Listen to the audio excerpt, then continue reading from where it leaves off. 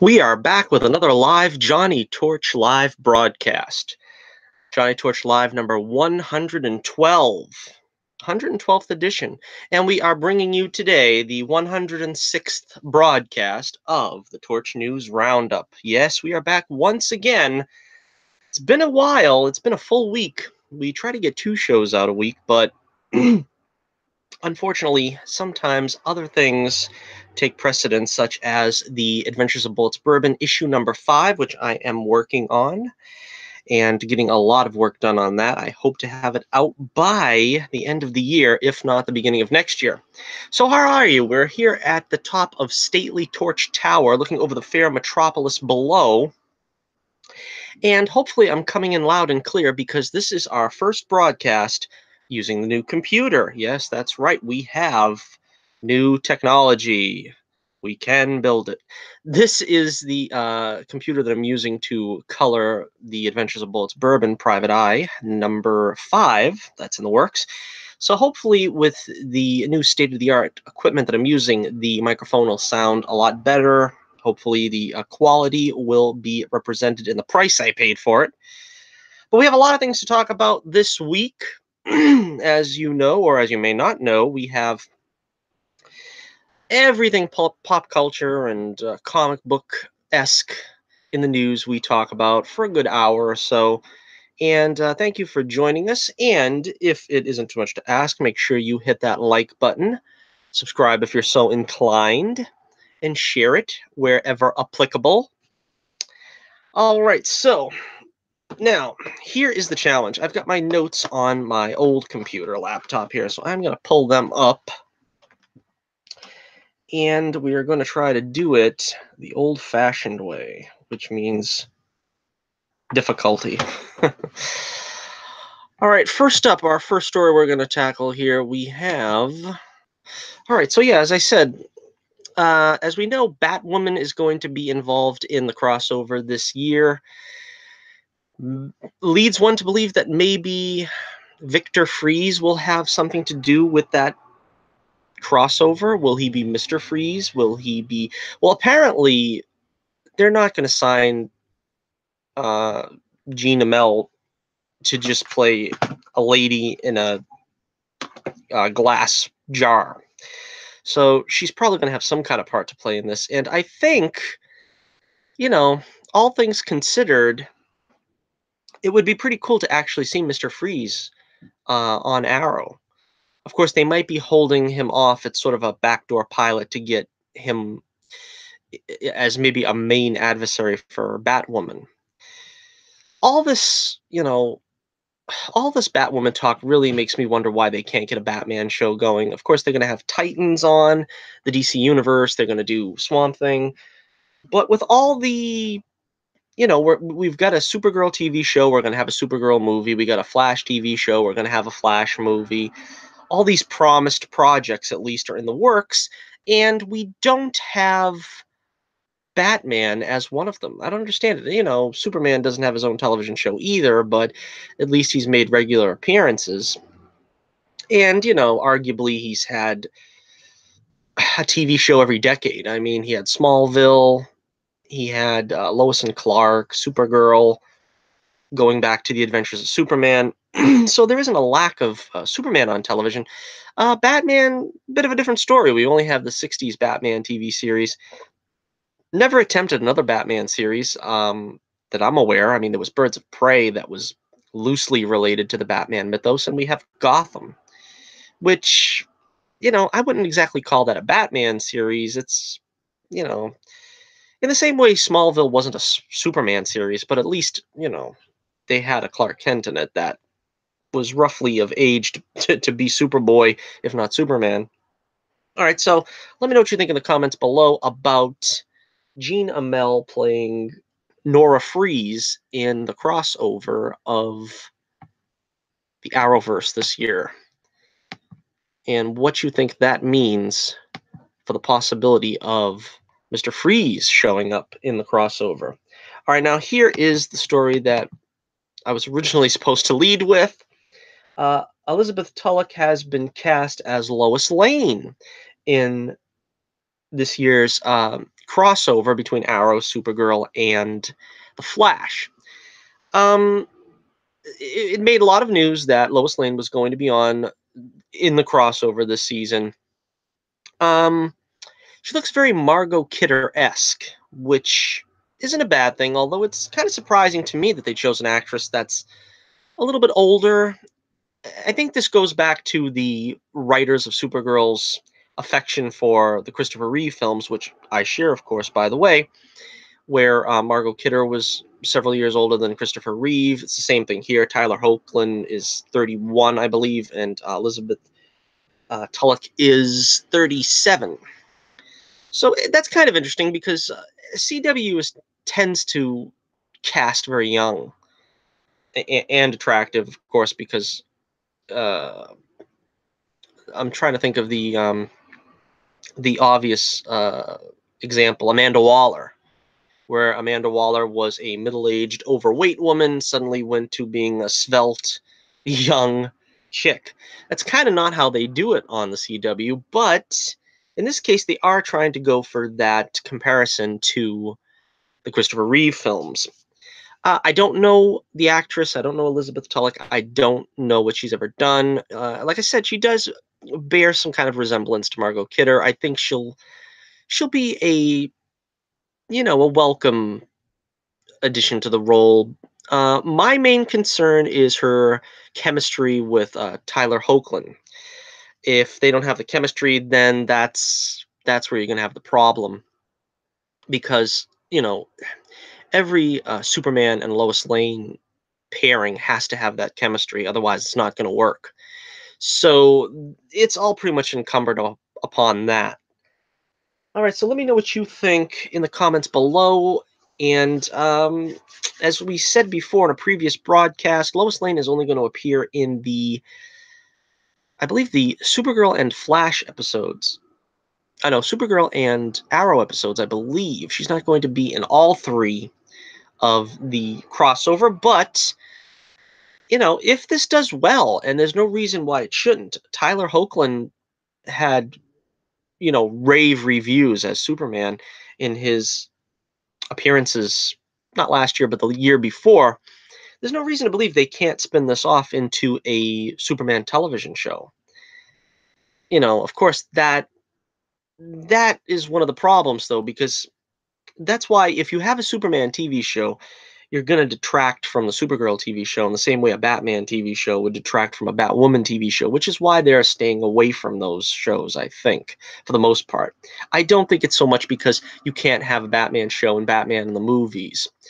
Particularly since, as we last heard last week, it seems like the Superman and Batman movies are not a top priority for Warner's, which is kind of strange. They seem to be taking the opposite approach of what they've done for the past 30 years. The past 30 years, it's been, we have Batman, we have Superman, we're going to make movies of them and nobody else because we have, a track record that's very stable with them. On the other hand, now that they've got Wonder Woman and they're trying to broach other characters such as Aquaman, The Flash, Shazam, they seem to be wanting to put Superman and Batman on the shelf for the time being, which, again, it's not the fault of Henry Cavill or Ben Affleck for the sort of lackluster reactions that their films have gotten. That's on Zack Snyder. Honestly, it is. All right, so we will move on now, but let me know what you think in the comments below about our new Lois Lane.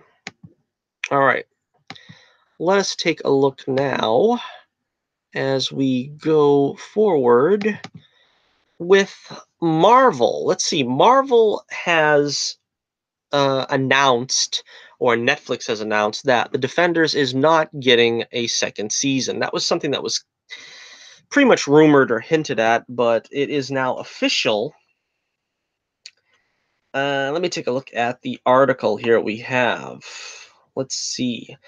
Netflix rebranded a social media page for the Marvel crossover series The Defenders to NX, a geek-friendly division of genre content, a change that signified the streaming giant won't be moving forward with a sophomore season.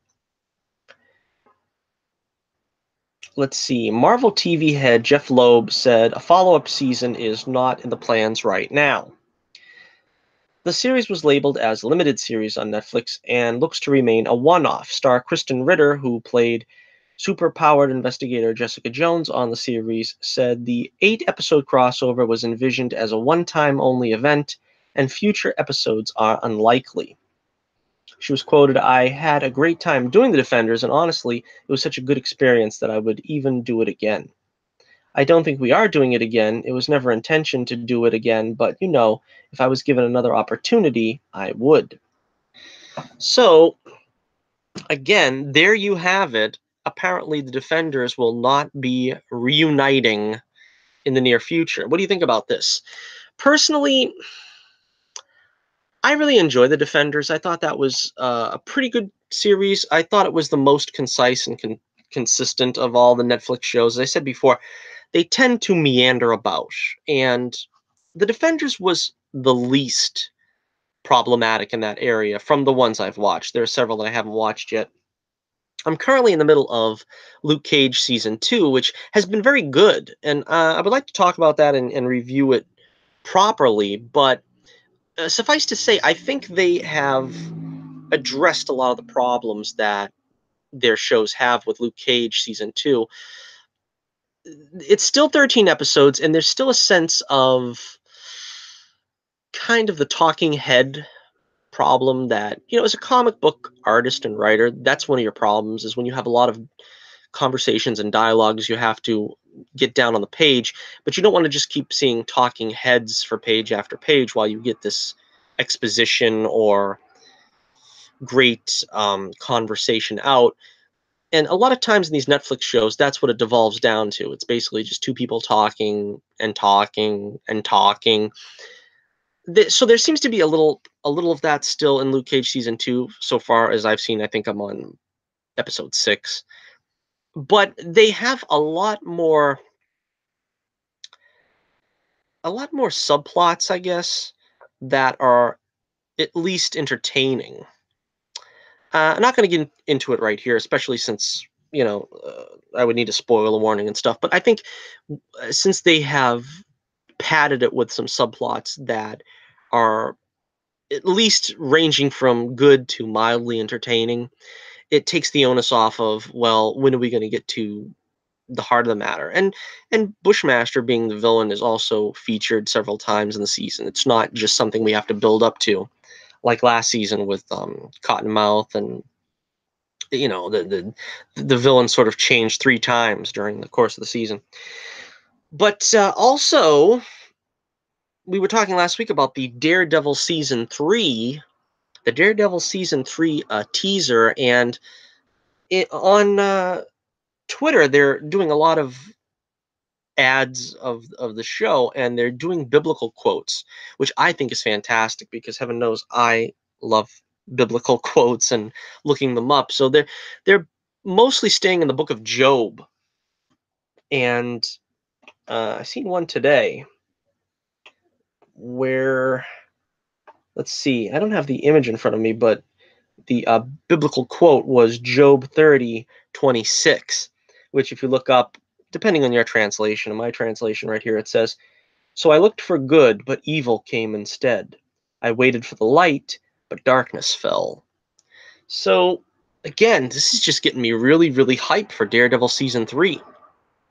And again, I'm not really the biggest fan of what they've done with Daredevil, particularly, but with most of the Netflix shows. But they could be winning me over. I mean, I was I was pretty happy with Iron Fist last season. I thought they took a step in the right direction with the first season of Iron Fist. Wasn't a perfect season, to be sure, but it did feel like it flowed a little bit more better to me, and it wasn't just padded beyond belief. And as I said, I think they've improved with Luke Cage season 2, so I can only hope that, yeah, Daredevil season 3 won't feel like just a time waster until we get to something substantial. Also wanted to mention, with the dissolution of the Defenders as a series, is it possible we'll get a Heroes for Hire series out of this? Because we've already had the cross pollination between, well, all 4 shows mostly, but we've had the cross-pollination between characters from Iron Fist coming over into Luke Cage, vice versa. It should be a Heroes for Hire series next. That's what I would like to see, in lieu of Defenders, actually. So, yeah, let me know what you think about the future of the Defenders. Are you disappointed? Are you okay with this? What do you think? All right, we're going to be moving on now to the next big news that just came out about Marvel on television. Now, this is interesting because, as you know, Netflix has the rights to the Marvel shows only for, I believe, another year. Then everything will be switching over to DC's streaming service. I mean, DC, Marvel streaming service. I'm looking for the image I got to pull up, and it is taking me a long time to find. Here it is. All right, so Marvel has announced that their Disney streaming service will be supposedly now, I don't know if this is confirmed, supposedly going to be having a Loki TV series on their streaming service and a Scarlet Witch series on the as yet unnamed Disney streaming service. Let's take a look at the article. Disney is enlisting Earth's mightiest heroes as the company prepares to launch its upcoming streaming service. The entertainment giant is in early development on an ambitious plan for a number of limited series centered on popular characters from the Marvel Cinematic Universe. Now, this is really cool because I guess this would be like what the Defenders are. We would get like a TV show that would, I don't know, last maybe 12 episodes or something that would focus on one of the characters that's already existing in the Marvel universe, in the MCU. So it won't feel like something completely detached, such as the Netflix shows or Agents of S.H.I.E.L.D., things that are not allowed to, as I said, cross pollinate with the movies at large. The series will likely include shows centered on Loki and the Scarlet Witch, along with other beloved superheroes who have yet to appear in their own standalone movies. Anybody say Hawkeye? I think Hawkeye's a pretty good bet, a safe bet at this point. Marvel and Disney had no comment. So again, this is sort of in the realm of speculation, but it does sound pretty good. There's an important distinction from other Marvel small screen efforts, however. The actors who portrayed these heroes and villains in the Avengers films and their spin offs, such as Tom Hiddleston and Elizabeth Olsen, are expected to play them in the streaming shows. Moreover, their sources close to the production are staying mum on the cost of the programming. The budgets are expected to be hefty, rivaling those of a major studio production. Each series is expected to include 6 to 8 episodes. Well, for that kind of that kind of runtime, you probably could afford to do a big effects movie quality effects. Marvel Studios will produce the shows, and Kevin Feige, the guru of all things MCU, is expected to take a hands-on role in their development. Well, this sounds exciting to me. Now, this really does sound exciting because now we're going to get something consistent with the movies. We're not going to have a woefully inconsistent tone like we do with Netflix, so that you can't see Daredevil with the Avengers and so on and so forth. The choices here are pretty interesting. If they do a Loki series, I don't really see that working without Thor, without Chris Hemsworth. That's to me kind of incumbent on the concept. The only way I could see it working is if they do bring Loki back to life, which I'm really not expecting. But if they bring Loki back to life after Avengers 4, and maybe we could, have some kind of resolution to the character without killing him off. That's a possibility. And then, of course, you bring Hiddleston back for another series every couple of years down the road. That would be something I think Marvel fans would welcome. But I don't think you can do it as a prequel. I don't think you do it as a prequel. Otherwise, you need Thor. I don't think you need Thor if he survives and comes back and goes his separate ways from Thor. That would be fine. But if you're going to do it as a prequel, you need Thor, because I don't really see him just off conspiring on the side being of any interest without Thor. Scarlet Witch, on the other hand, again, that's another thing that I don't really see a prequel working for her either, because you would involve Pietro, which would be cool. I think we didn't really do enough with Quicksilver in the MCU, but you kind of run the problem of she's not with the Avengers at that point. She's not really a hero. There really isn't much you can do with them two together unless they're still in the Hydra labs or something. So I would say that again, that should be a sequel to the Avengers films, and that kind of, if it is going to be set after Avengers 4, it sort of betrays the fact that Vision is going to stay dead, which I don't know. I don't want Vision to stay dead, but I don't really see you doing a Scarlet Witch series without Vision. Of course, then it becomes a Vision Scarlet Witch series, I guess. But that would mean, is Paul Bettany eager to come back? I mean, I don't know how many films he had on his contract. They usually have about 6, and he's done what, 3, probably 4, counting the next film. Well, he might not come back, but so it'll be interesting to see. I like I said, I think the Scarlet Witch is a really interesting character to try to do a series on, but I don't know about doing one without Pietro or Vision. And like I said, it's problematic the way they've left the Marvel Universe at this point. You can't do one with Pietro without making it a prequel that is not really conducive to storytelling. And you can't do it without Vision.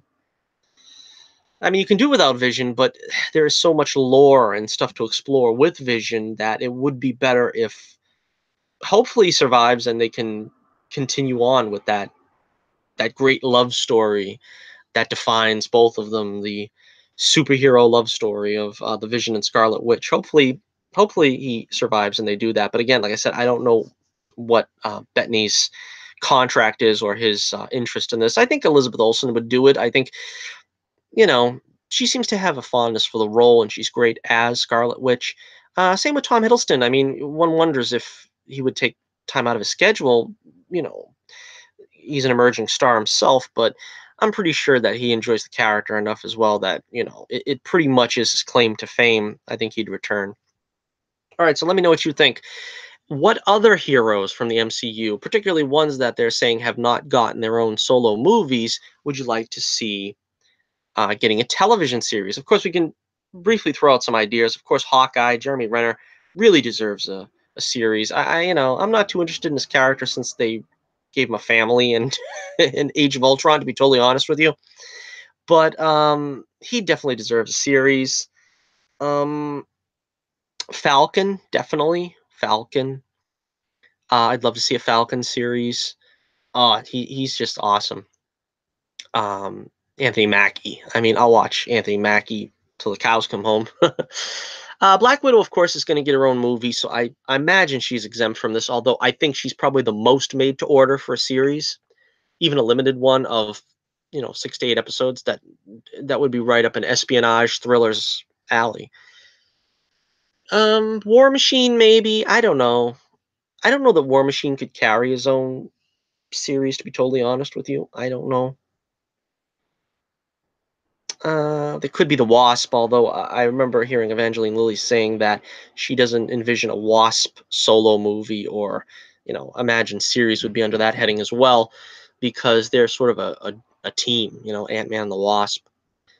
But yeah, this should be interesting, and it's a long time coming. Something that I think should have happened, a while ago, and hopefully, maybe we could see some crossovers, some stuff with Daredevil and Heroes for Hire and so forth. We can get some of that stuff on this Disney streaming service that could, further integrate both sides of the TV universe with the movie universe. And if Kevin Feige's in charge of it, taking a hands-on approach, it's only going to be gold if that's the case. All right, so we move on yet again. Let me know in the comments below what you think about the proposed Scarlet Witch and Loki series. Are you interested or not? Yay or nay?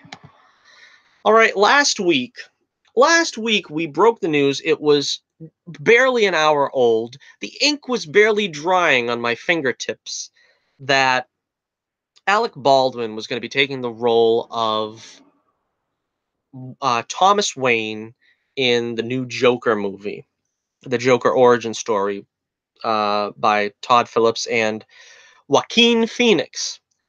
But literally minutes after my broadcast, Alec Baldwin said, "No mas, not going to do it, noped out," and he's done.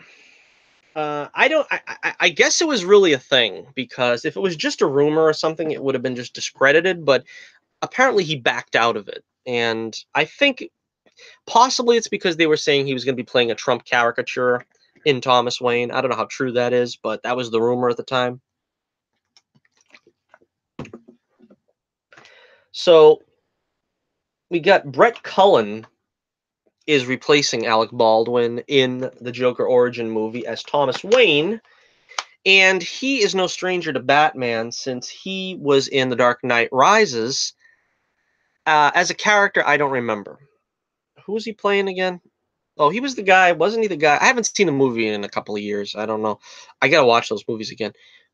He was the guy, wasn't he, that was leading the charge in Gotham? He had to get convinced by Commissioner Gordon to come out of retirement and face Bane, I think. Yeah, I think that was the guy. Anyway, he's got the role now as Thomas Wayne. He kind of looks the part. I don't know if he has, maybe they'll grow him a mustache to match the comic counterpart. But yeah, let me know what you think.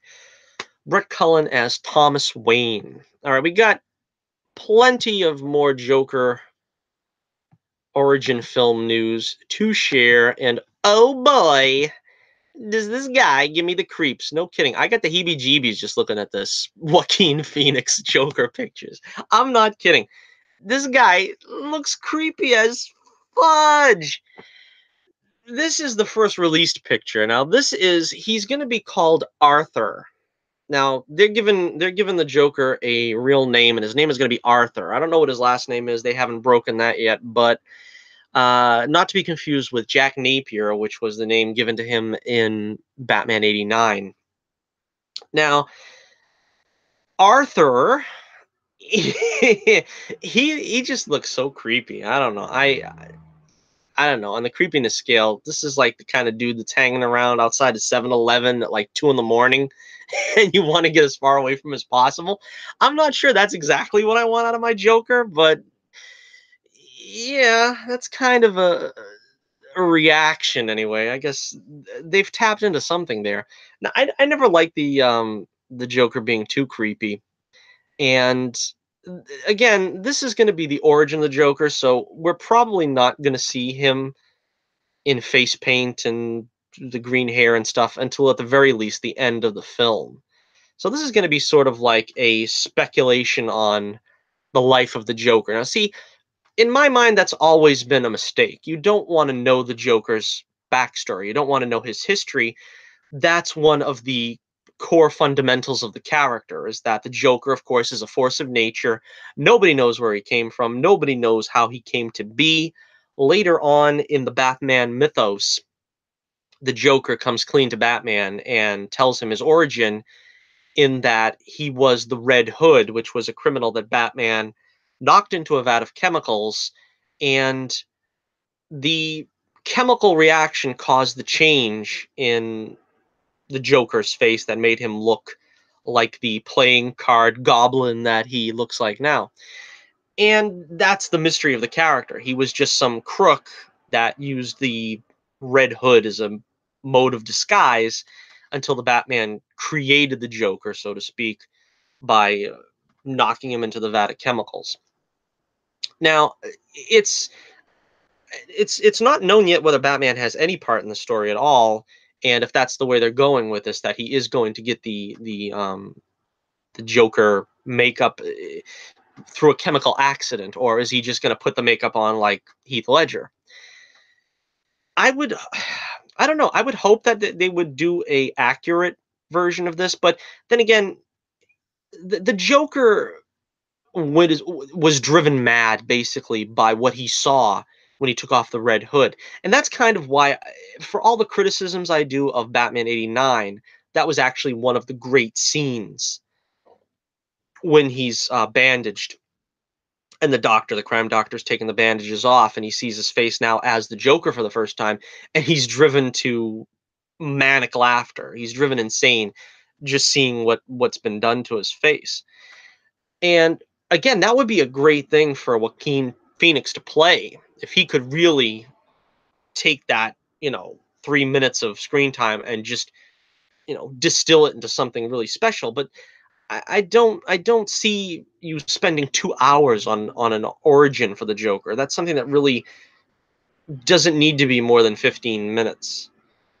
But we'll see. We'll see how this goes, I guess. Again, it's being proposed as a rated R, gritty look at the Joker's origin. This is produced, I believe, still by Martin Scorsese, who of course made King of Comedy and Taxi Driver, and he's familiar with this kind of creepy stuff. Robert De Niro, of course, is going to be in the film. I'm not sure who he's playing. He's either going to be he's either going to be a gang boss, or maybe he's going to be the Joker's father. I don't know. I mean, the Joker's allegedly abusive father, maybe. I don't know. Another thing that I found interesting with this is that the Joker, for some reason, is typically, they cast guys that are like in their 40s, and I don't know really. And this is a Joker origin story. I mean, so I don't really know where it was written that the Joker is supposed to be like 10 years older than Batman. They did that sort of with, the Jack Nicholson Joker. Uh, the Jared Leto Joker is about the same age as Ben Affleck, even though he looks a lot younger. So this again is going to be an older Joker because Joaquin Phoenix, I guess, is in his 40s as well. And for the Joker to like begin his career at 40, it makes you wonder exactly what Batman's age is. I mean, is Batman going to be 40 as well, or is he going to be just starting his career? Because Batman started his career around 30-ish. Very interesting, very interesting. All right, we got some more photos. Let's see if we can break down some of these photos that I managed to cull for your amusement and approval. Let's see. Apparently, from these images, we've got Arthur's coming out of some kind of, I don't know, five and dime. He's got a paper bag with him. He's smoking a cigarette. He comes across this sort of, I don't know, street clown. He's got the red nose and the big shoes. I don't know exactly what this is supposed to mean. I don't know. He just meets this guy in the street. Doesn't seem very, it doesn't make any sense. And I don't know. Apparently, Arthur pokes fun at this guy and takes the red nose off him, throws it on the ground, and then the clown comes back and confronts him. That's pretty much what I get from this scene. I don't know exactly what happens, but this might be the beginning of his lifelong interest with clowns, I guess. I don't know. The Joker, there he is smoking. The Joker's smoking a Lucky Strike. And let's see what else we get. Yeah, this is the guy coming over to him. Just a couple of photos. This is shot recently. And it's interesting. I don't know if it's interesting, if nothing else. And oh man, does he look creepy? Oh gosh, I ain't gonna be able to sleep for 3 weeks now. Looking at these pictures, I'm telling you, I'm I'm not gonna be able to sleep. But you could see though through the looks, the creepy looks on his face. He would make a really great Joker if they, do end up slapping the paint on his face and the red lips and maybe give him a bit of a haircut, give him the green hair. I could very easily see Joaquin Phoenix would play a pretty killer Joker.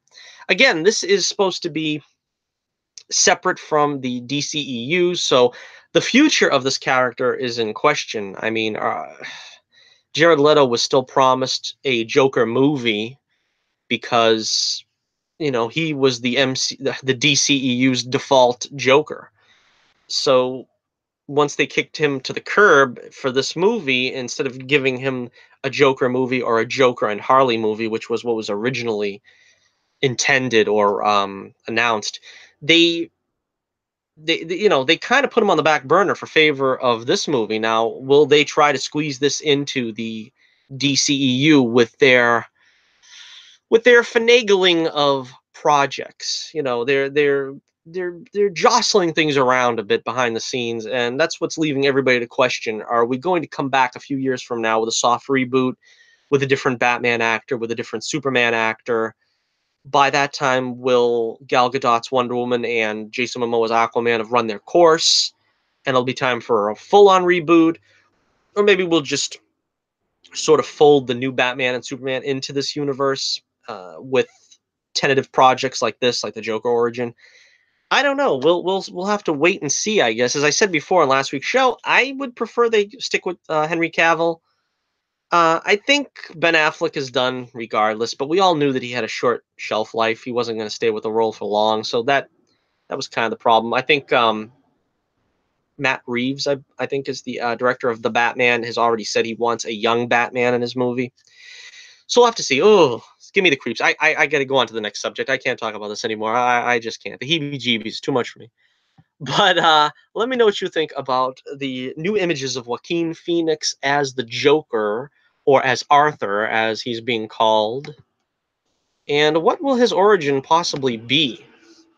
There's been some speculation on that as well, but I don't want to speculate. I don't know. We'll see. We'll see how it goes.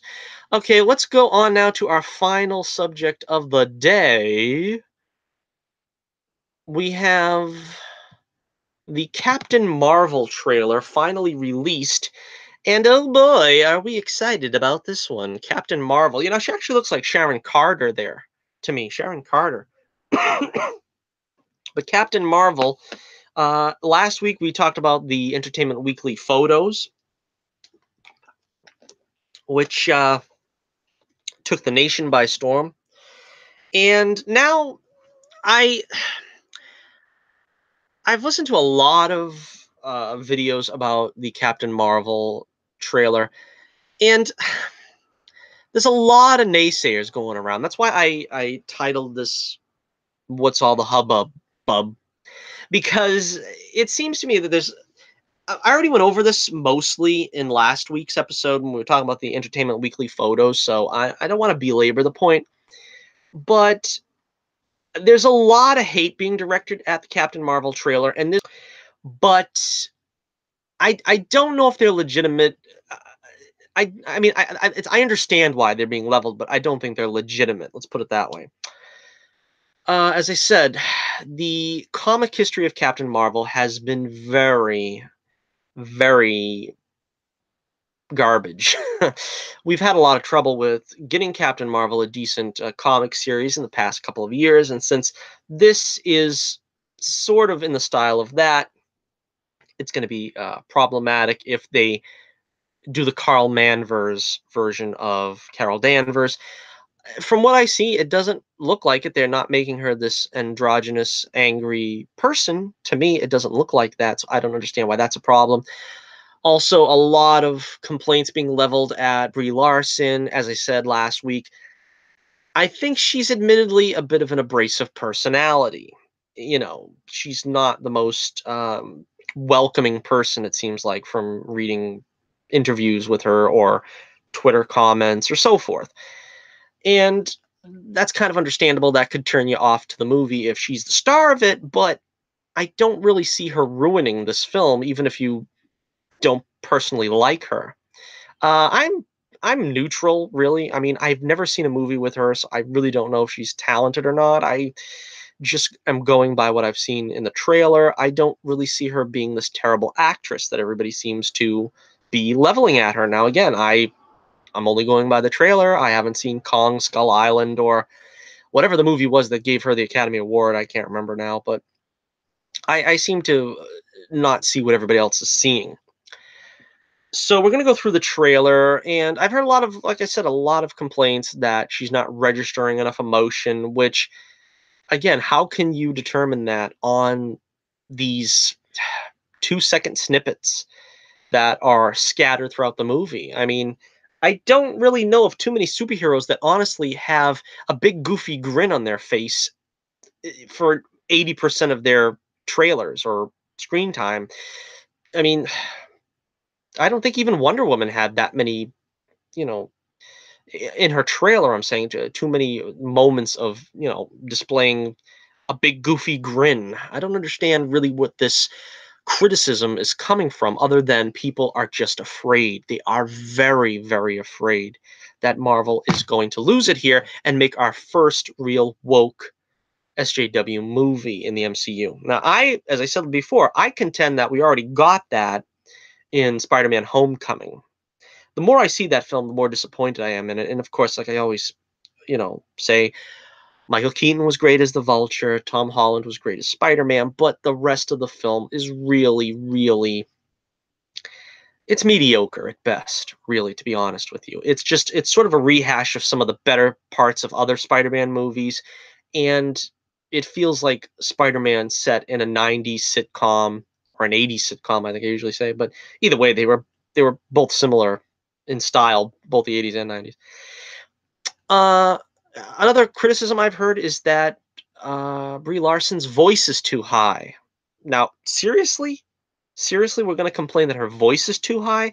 I thought we didn't want the Carl Manvers, you know, butchified Carol Danvers. Her voice is too high. Seriously? I don't get that one either. I don't see any of these complaints being valid, to be totally honest with you. And again, I always call it as I see it. Now, if I had a problem with this trailer, I would tell you right off the bat. Something else that gets noted a lot is the title screen that says her, and then it turns into a hero. Again, yeah, that's very on the nose. Is that indicative of what the film is going to be? I don't know. I couldn't tell you. I don't have a crystal ball, but I think Marvel is going to try to market this as the first big female superhero movie. So you're going to see things like that. It's kind of like how, like I said, like the Black Panther was marketed as the first real black protagonist in a superhero movie. It's not really. I mean, we had a bunch of them in the 90s. We had Blade. We had, well, let's see, Meteor Man. We had Hancock. We had Spawn. We had a lot of black protagonists in superhero movies, but I could understand. I can understand that they weren't particularly good in most cases, or they weren't particularly family friendly. I mean, Blade was good, but it wasn't particularly family friendly. I didn't see Spawn or some of the others. I seen Meteor Man, but again, it was more of a comedy. That wasn't but that's what we had in those days for a superhero movie. You want to see a superhero movie? Yeah, let's see Meteor Man. Yeah, I seen it as a kid, but again, that's not really a big two character. I really like Robert Townsend. I wish he got more to do. I mean, he had a TV show for a while, but I haven't seen him in a while. He would be cool to get back into one of these movies, to be totally honest with you. But I digress. But again, what they're trying to do is hype this as Marvel's first big female-centered, female protagonist in a movie. So, understandably, they're going to trumpet that horn. And if that bothers you, well, you're in for a world of hurt, because they are going to trumpet that, because this is their moment of, pride, saying, we're doing a female centered, superhero movie for the first time. Now, they're not the first, and DC has beat them to it a couple of times, but they are not going to just ignore it.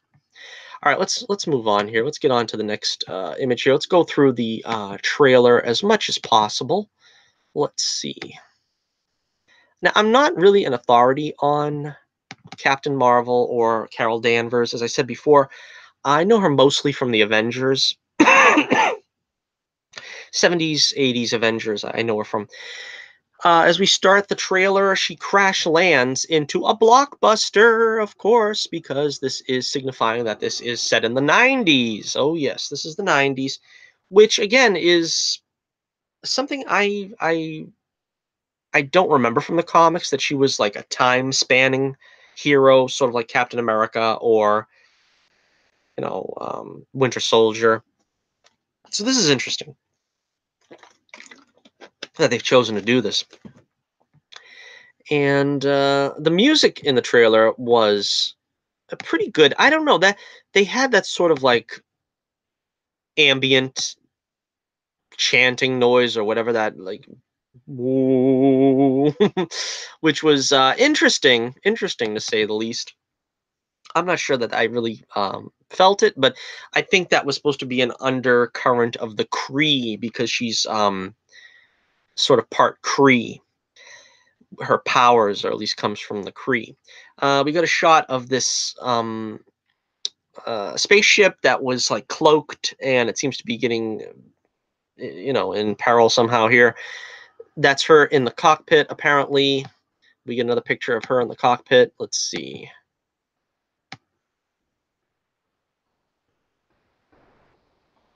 Yeah. Where is it? Here we go. Okay, so apparently she's a Air Force pilot that goes into space. This is something that's a little interesting.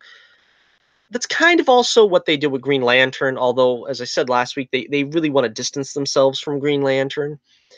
But an Air Force pilot that runs into extraterrestrials, it's basically almost the same thing. All right, let's see. Some more images here as we go through them. I might be taking these out of order now at this point. I'm not sure. Let's see. We've got her with Maria. Once again, I don't see the problem. It looks like she's got a smile on her face, or she's at least mildly pleased. I don't see the problem. But anyway, people keep complaining about it. And as I said, this might be fun just to see her with another pilot, like as buddies. I mean, there's nothing wrong with that. I mean, like I said, Top Gun type pilots you know, with women. That would be cool. Would be cool to me, I think. Let's see. We've got. Let's see. The first appearance of Samuel L. Jackson. That's right, in his de-aged CGI form. Yeah, he looks pretty good there. I was complaining about the hair last week. I don't know. It still kind of looks like his hairline is down a little more than I think would be normal, but um I don't know, maybe I'm wrong. So he meets Captain Marvel, and he tells her that he was kind of thinking of hanging it up until he met her. And we see her looks like in a train station or something here.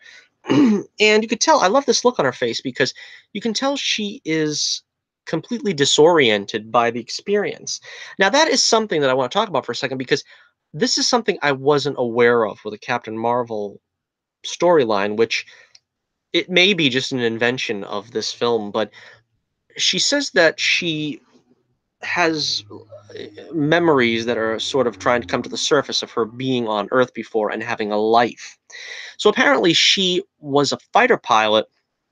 This is me just piecing it together from the trailer, that was abducted by aliens and apparently brainwashed or something to be a Kree soldier.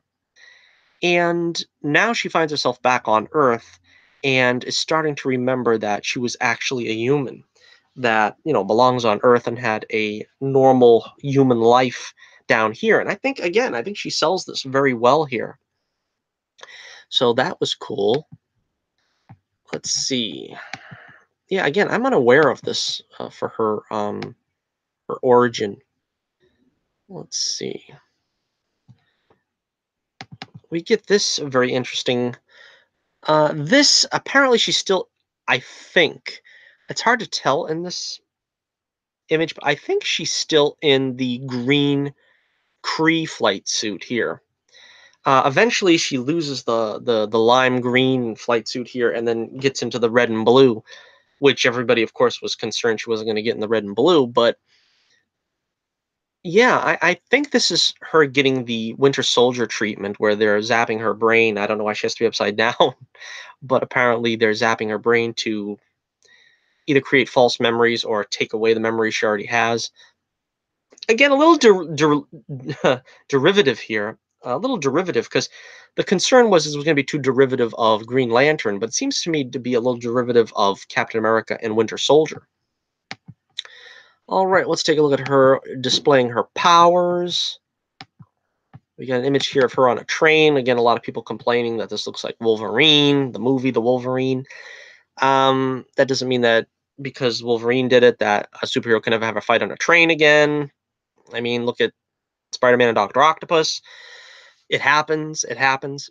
But yeah, I don't know much about the force beams that she's using. Like I said, I don't know a lot about her powers. But yeah, this looks like it's going to be a cool action scene. I don't know who she's facing, but that was cool. Let's see. We have the original Captain Marvel helmet here with the suit.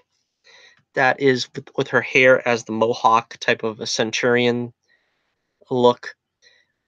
She's got. It looks like I guess she's underwater. I don't know. At first, I thought this was she was in space. One way or the other, she's got the like a mask over her face, like the mouth guard there to keep either water out or oxygen in. So that is pretty interesting. They work that in, which is cool. And let's see. We have the Kree here. Of course, we've seen this image pretty much already from the Entertainment Weekly photos. We've got a funny scene here that was pretty amusing, where a lot was made of it online that Captain Marvel was punching an old lady, and this, of course, was supposed to be, pretty funny. It was like a funny moment. A lot of people are wondering what it is. Of course, anybody who has any idea of what the Skrulls are know that they're shapeshifters. And of course, obviously, this is a shape-shifting Skrull that's looking like a little old lady, and Captain Marvel takes him out or her out. And this is probably who she'll end up fighting on the top of the train later on, obviously. But yeah, kind of hard to believe people couldn't get that's what was that's what was happening in this scene when she decks this old broad. I mean, the little old lady. All right, let's see. Some other cool images. We got plenty of cool images. I took a whole bunch here. Uh, this is, of course, we got a little glimpse of this in the Entertainment Weekly, but this is her squad, her Kree squad here. I don't know the names of these characters to the left and right, but they are Kree. I called them gray skinned before, but they're apparently blue because they're Kree. And again, you kind of get the sense here, looking at her face, that she's sort of under some kind of influence. It looks to me like she's someone kind of not all there, not knowing what she's actually taking part in, but doing it anyway out of, muscle memory, so to speak. It's like this is just what she does, and she's just doing it, not really knowing why. That's acting. That's acting. If that's in fact what's trying to be conveyed here, that's what I'm getting from it. I mean, we have an Academy Award winning actress here. Again, I'm not the biggest Brie Larson booster or anything, but I don't see the problem. I don't see the complaints. I honestly don't. And I say wait until you see the movie to actually start naysaying and griping about the performance. It seems fair enough to me. All right, let's see. All right, this is another image. We've got the let's see. Is that Coulson standing there? I don't know. I can't tell from the back, but we've got Samuel L. Jackson there as Nick Fury. He's holding like a blaster rifle, probably from the Kree, while or from the Skrulls, possibly. It looks like a Skrull on the table getting dissected. Again, in shades of Green Lantern. That's kind of what happened there. Hopefully, this doctor here that's performing the surgery or autopsy is not going to turn into a big-headed, screeching night terror like Hector Hammond. Let's see, what else do we have? Again, I wish there was a faster way for me to scroll through these, like a slideshow, but it's not. Let's see. Well, let me show this quickly. We got a brief glimpse of Ronan the Accuser. Again, like I said, I like Ronan. I'm glad he's going to be back. Lee Pace as Ronan. He's got his hammer thingy there at the ready, and he's in a very sort of Star Destroyer looking type chamber here. It's going to be fun seeing Captain Marvel, I imagine, take on Ronan, but we know Ronan's not going to get killed. We know he's not going to lose. So I imagine the Skrulls are the main adversaries here. Although it leads me to wonder, what are the Skrulls going to be after? Is this going to be something that's basically just to set up the Skrull invasion, the Secret Invasion comic? I have a problem with that. I have a problem with that. I think that's the reason why they said it in the 90s, because they want to say that there's plenty of time for the Skrulls to have invaded the the MCU. But the problem with that is, are they going to start telling us stuff like Captain America was never Captain America, it was a Skrull all along. Thor was never Thor, he was a Skrull all along. Spider-Man was never Spider-Man, he was a Skrull all along. You can't really do that from the 90s because it just won't sit well. I mean, you'd have to use like an ancillary character that it makes sense. There's not very many that would make sense to be Skrulls. I mean, who are you going to say? Coulson, I think we know everything about him backwards and forwards. He's not a Skrull. Maybe Dr. What's his name? Svengard, from Thor movies. Could he have been a Skrull? I doubt it. I mean, it's just hard to try to say who you think it's going to be, because these heroes that have fronted movies, we can't say it's them. That's the biggest cop out. I mean, we enjoyed 3 Iron Man movies. Now you're going to reveal that, I don't know, Pepper Potts is a Skrull. I mean, I don't really think that the Secret Invasion is something to do. Or if they're going to do it, they should do it with like a limited number of like maybe 3 Skrulls that were infiltrating, and maybe it's the president and I don't know, maybe 2 or 3 other top government officials or something. But we can't just have all those heroes in the Avengers films and everything be Skrulls in secret. All right, let's see.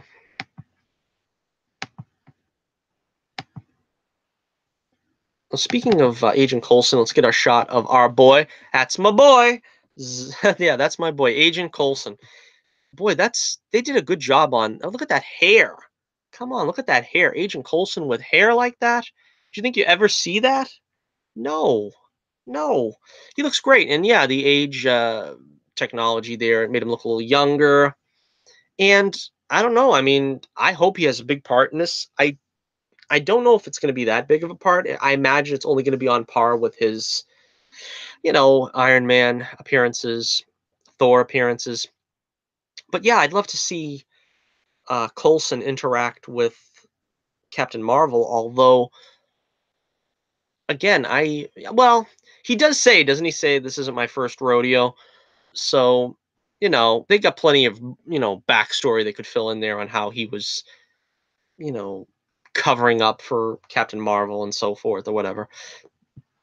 It is going to be interesting to see. That's great. My boy, Coulson. All right, so here we go, kids. As we round it out, coming down the stretch, you got to look at this, baby. Look at those eyes, man. Look at those eyes. Doesn't that look great? Jude Law. And again, we don't really know who he's playing. I am hoping against hope that he's playing Marvel. He looks very concerned here. Concerned, hopefully, for his protege. Like I said, I'm hoping that, I'm hoping that he's heroic and that his guidance, so to speak, of Carol is going to be in the film. But I don't know. I don't know. They're kind of portraying all things in light that he's going to be sort of an antagonist. Maybe a sympathetic antagonist, but antagonist nonetheless. That's kind of my concern. But yeah, he looks great here. Really stunning lighting and everything too as well. I can't wait to see this. And a lot of people are acting like they don't want to see this. You kidding me? This looks like it's awesome. I don't know. Maybe it's just me. It's not the first time I'm out of step with the world. This apparently will be her transformation, I think. This is how she gets the powers of the Kree. Not entirely sure if that's true or not, but we will see. Let's see. Hey, we get this doohickey back. This is the beeper or something that Samuel L. Jackson used. Well, Nick Fury used to contact her at the end of the Infinity War. With Target. Yeah, what does that mean? Who knows? All right, let's see. This is just scintillating viewing. I hope you're watching. Let's see. She's looking out over the Kree homeworld, I guess, and she's like part of their world. She's like the little mermaid. She became part of their world, and she seems like she's, you know, okay with it. Okay with it at this point. And let's see. All right, so this is something else I wanted to talk about. They're going to have apparently flashbacks because they're calling this not an origin movie. So there's not going to be an origin, so to speak. But whenever you have the first movie of a character, I don't know how you can help but call it an origin movie because we see flashbacks to her as a child, and I guess she was a tomboy and playing little league and doing go-karts and stuff. Again, is this something that would give us pause? I'm not too worried about it. I always like it when the superhero films start with the hero in childhood. And of course, I don't think they're going to spend a lot of time there. It's basically going to be flashbacks. But you need to see what shaped her identity. You need to see what shaped her ideals. Why did she want to do what she does? Why is she, being a fighter pilot or whatever it is that she winds up being, a NASA astronaut or something? I don't know. We see her here bloodied. I'm not really fond of when they do that. Really, I don't like seeing female heroes bloodied, to be totally honest with you. But yeah, she's mussed up, knocked down several times. Again, this did seem a little heavy-handed, where she keeps getting knocked down and then she's like getting up. But then again, I don't know that that's something indicative only of female heroes. I mean, you basically get that kind of stuff with male heroes too. I'm not ready to panic, although obviously this was the message that she's not going to be pushed around, not going to be trifled with, nor should she be. But I think that gave a lot of people pause as to how woke is this going to be. Um, that's about it. I thought the trailer was fine. We got another shot here, a close-up shot of her in the cream mask, and I thought the trailer was fine. It got me hyped. It wasn't the most exciting trailer I've ever seen. It's it's sort of a teaser. I don't know if they're calling it a teaser, but the first trailer is always just a taster. It's not something that's going to blow your world. It's not really meant to give you a firm idea of the story or the set pieces, the action, stuff like that. This is sort of just a taster, I think. And while I was fine with it, I mean, I'm sure there is going to be a better trailer in the future. But again, this I found this exciting. I thought it was really cool. And yeah, we got another image here of her powering up. Again, this is sort of in shades of Wonder Woman, where she's like the power of the gods, and this is in her case the power of the Kree, and she's just completely manifest with powers. Now, again, a lot of people are worried, and again, it's possibly justified that she's going to be too overpowered, that she's not going to work to get her powers. It's going to be some, Mary Sue situation like we had with Rey, admittedly, in The Force Awakens. It's possible, but again, in Feige, I trust. I don't think he is going to ruin this. Feige is not. I mean, I don't know if he's an SJW. If he is, he hides it well. He hasn't really signed off on too many things that were, again, Spider-Man Homecoming notwithstanding, but he hasn't really signed off on anything that was too in your face SJW. There really isn't anything in the MCU. Like I said, Spider-Man Homecoming kind of a minor exception, but I think in that case, Marvel, particularly Feige, was afraid. He was afraid that doing Spider-Man for the third time in like 10 years, rebooting it, was probably going to need a real facelift, a real overhaul. And I don't think it needed it, but apparently he was on board for that. And that's the reason why it was so vastly different from what we kind of came to expect from Spider-Man. All right. So, again, yeah, I loved this trailer. I thought it was great. I thought it was a lot of fun. And again, she looks great. She looks awesome. She looks like a determined fighter pilot, and that's all I was expecting, quite honestly. So let me know what you think in the comments below. Did you like the Captain Marvel trailer? Do you think that a lot of people are crying the sky is falling, like I think? Or do you think this does display an overabundance of wokeness, that the MCU is going to be heading down a, SJW path, much like the comics? I personally, I don't really see that from this.